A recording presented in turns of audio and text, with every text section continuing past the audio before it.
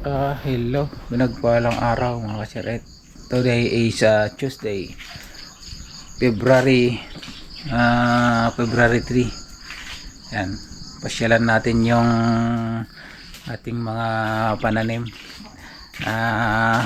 Pakita ko sa inyo na sa bakuran na SPD tayo magtanim ng mga gulay na sariling atin kahit sa mga paso lang, para alam natin na sobrang organic siya, unlike dun sa mga nabibili sa palengke. Hindi natin alam kung ano-anong chemical yung pinaglalagay nila.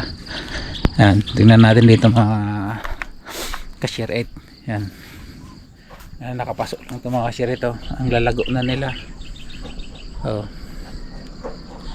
Ngayon kukunin na natin itong isang batch na to para ma-consume na natin, kasi organic lahat pinalagay natin dito. Yung mga bulok-bulok lang na dahon, tapos yung chemical na pinang-i-spray natin para hindi siya atakihin ng uod, siya walang vinegar at saka sabon, yung surf powder. Yun, napakalinis ng mga dahon niya. Mas maganda kasi pag nakapasok na ganito compare doon sa ilalagay natin dito.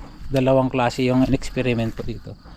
Ito naman is naka-directly na nakatanim sa lupa. Yan, mas prone siya sa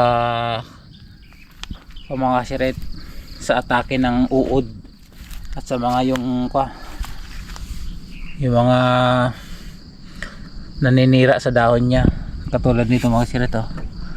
Kita niyo ba yun? Daming mga butas-butas, yung parang maliliit na insekto na parang beetle. Yan ang binubutas niya. Hindi naman tayo gumagamit ng chemical, kaya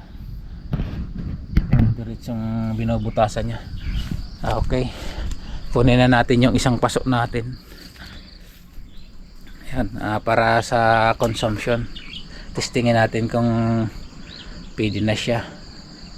Okay, let's go. Buhatin na natin tong buo na to at doon na natin siya gulayin. Pero pwede na nakuha din tayo ng mga para lumaki pa. Kuha lang tayo ng ganyang para magdahon pa siya. Yan, kunin lang natin yung lutong. Ang napakasarap kainin yan. Ito lang.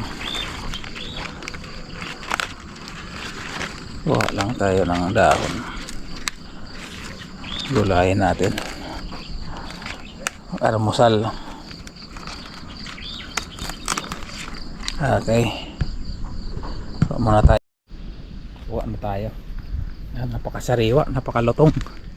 Okay. Luto na natin.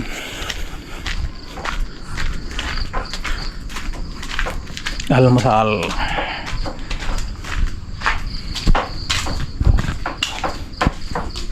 Ginagawa na yung sibuyas bawang mga siret. Okay, let's go. Mga siret, luto na yung pizza natin. Fresh from the farm. Yan, punta na natin doon. Pwede na itong pag-almusal. Ginisa lang natin to sa karne, ginisa. Okay, kainan na. Haan? Madi, sabi ko ano yung suka.